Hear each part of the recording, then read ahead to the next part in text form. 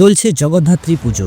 কিন্তু জানেন কি এই পুজোর শুরুটা কিভাবে হয়েছিল? ইতিহাস বলে নদিয়ার রাজা কৃষ্ণচন্দ্র রায়ের কাছ থেকে নবাব আলীবর্দী খান এক বিশাল অঙ্কের কর দাবি করেন। রাজা কর দিতে না পারায় তাকে বন্দী করে ফেলা হয় কারাগারে। অনেকদিন পরে যখন তিনি মুক্তি পেলেন তখন আশ্বিন মাস চলছে।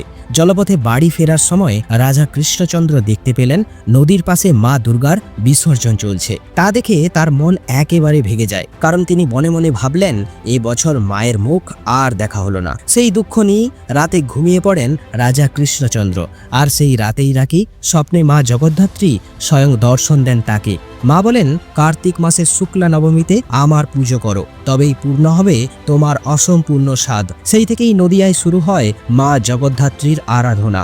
আজও কৃষ্ণনগরের রাজবাড়িতে সেই ঐতিহ্য ধুমধাম করে পালন করা হয়। আর ঢাকের বাদ্য ও আলোকসজ্জায় মেতে ওঠে গোটা কৃষ্ণনগর। এমন আরও অজানা ঐতিহাসিক গল্প জানতে চ্যানেলটাকে অবশ্যই সাবস্ক্রাইব করুন।